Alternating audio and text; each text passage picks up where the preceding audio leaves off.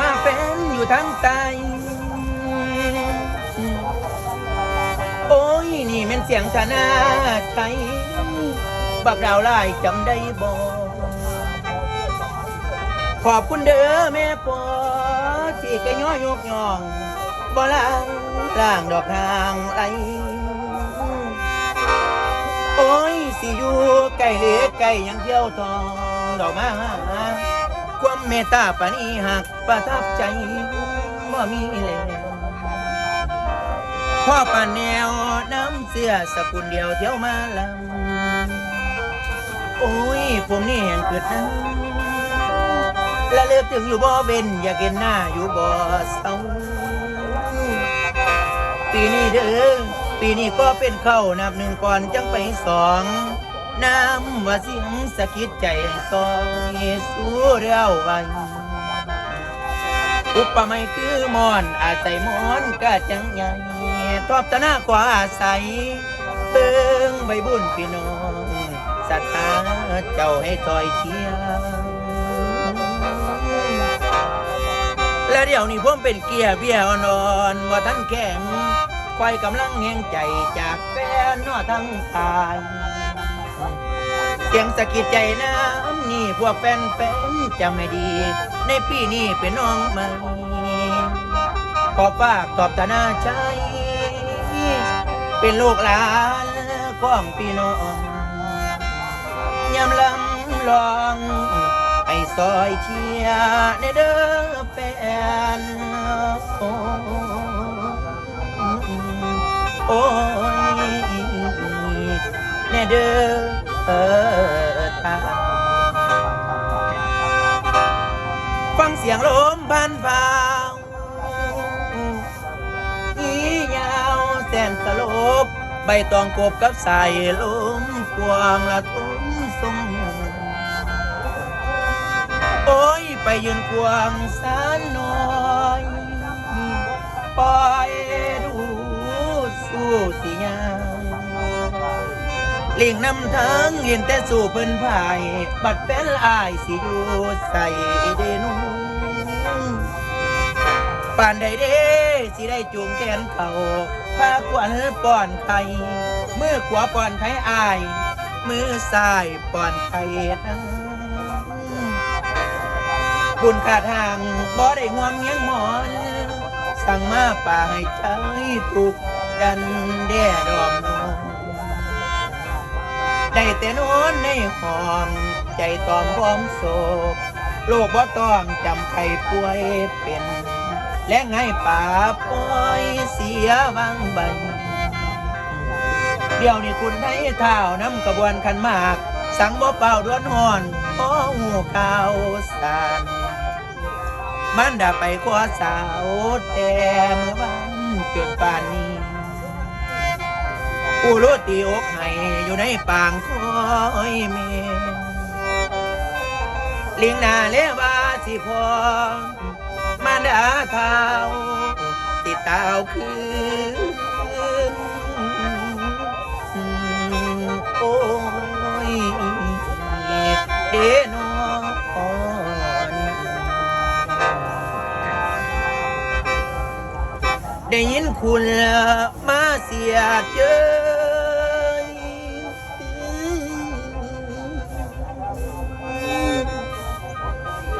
โอ้ยเบ้าเฉล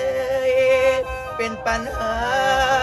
ข้างหัวใจกูรู้สิอยู่เป็นเลือดพ่ออยากตีโอ้โอ้โอ้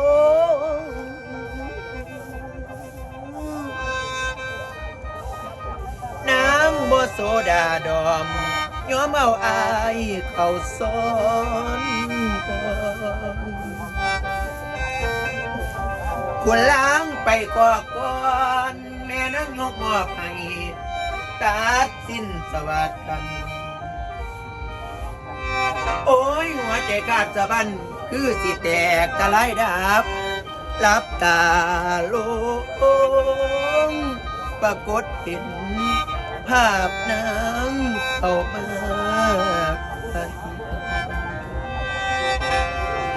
คว ความนอกในหูเบิดเกลื่องคนทั้งเมืองโอกาสา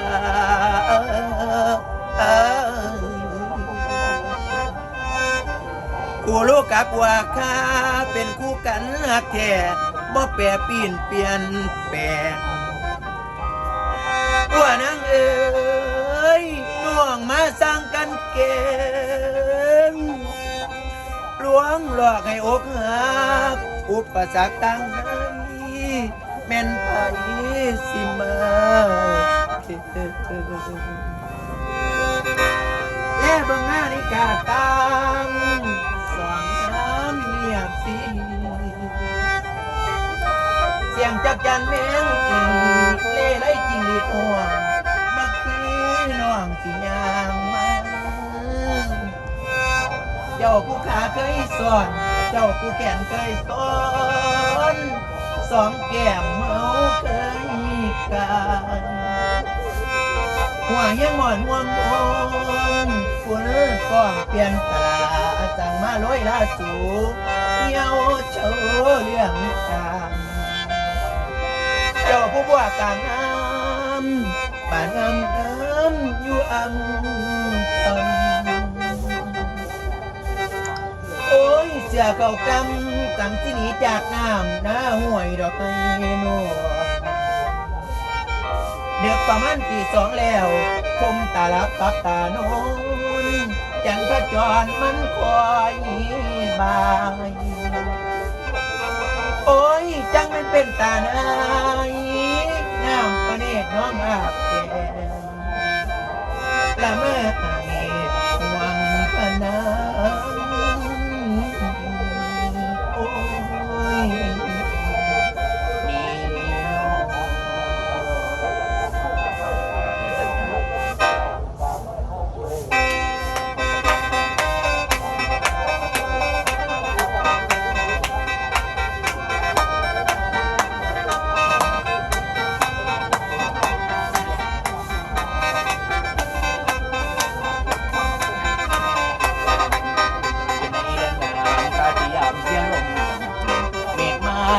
จันที่ได้มองขนาดจันจ้าเสียใจถึงได้เดินจอนจัดลิ้นไผ่ตะวักว่าให้จันเสียคนจันจ้ากลับมาหน้าเถิดน้องพี่ยังมองว่าจันมีเหตุผลใครเขาจังพี่ยังอยู่ตั้งคนปันนี้น้ำตาล้นอยู่ที่ไหนโนจันเมฆากันบ่เห็นดวงจันทร์ย้ำป่าปุ่งหอยจันทร์เก่าเคยเจ้าน้ำซึมแตกตึมคนเหยียดคนยำแตกตึมคนเหยียดคนยำคนประน้ำสาวจันทร์สามตาลูกแล้วแนวการเบาการงั้นบ่เอาเบาจนน้ำไหลอย่าผู้เสียเป็นเจ้าจะเลยไปคิดนะจำมาเท่าไรที่เห็นใจจันจ้าสงสารเธอคนพ่อปากมาเคยเจอหาว่าเธอไปสูงเกินตัวพูดกับใครบอกว่าเราบริสุทธิ์บอกเลยนุชให้เขาเชื่อตุนหัวขอให้เรามั่นใจในตัวใครว่าชั่วเทพเจ้าผู้มองเห็นเป็นไปได้แต่องค์สมาเป็นยังเบายังมาประสาเฮาหลกได้ไปสิบนเงินงำทุกจำย่อยกสารเสริญบ่เกินกันเลยเป็นกูดินทาแท้เฝ้าจะแง่คอยทางดวงจันจ้าหากกลับมาดวงนาจะรับพันมายอดแสนกระส่องเป็นสีนุ่นให้พี่ชวนพี่เจนเรนอารมณ์เต็มกระหนาความเก่าที่เศร้าจิต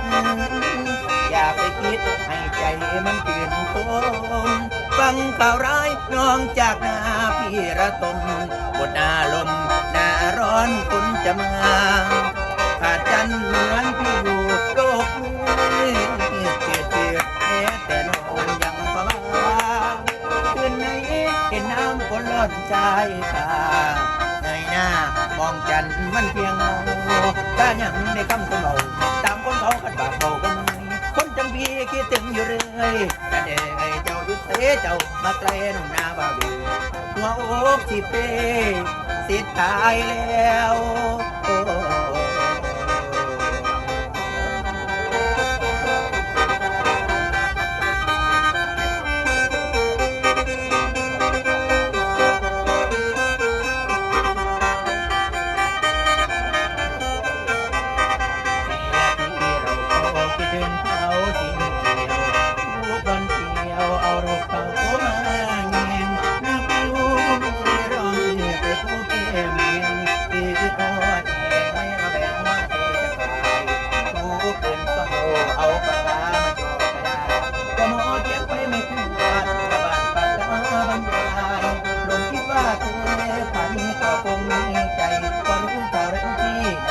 ไม่ใส่ใจกังวล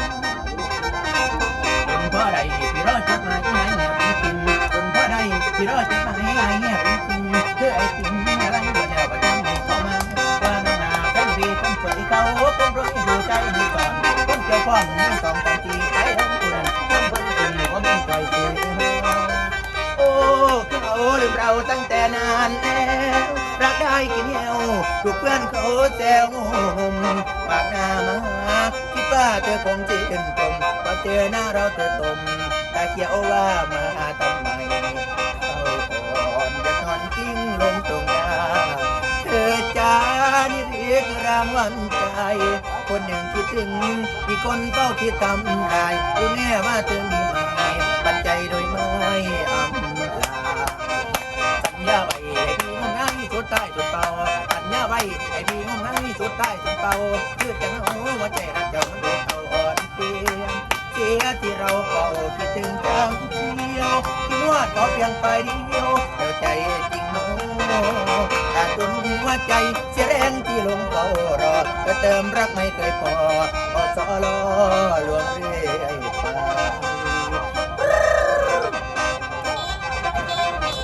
จำใบแต่นอใจของเจ้า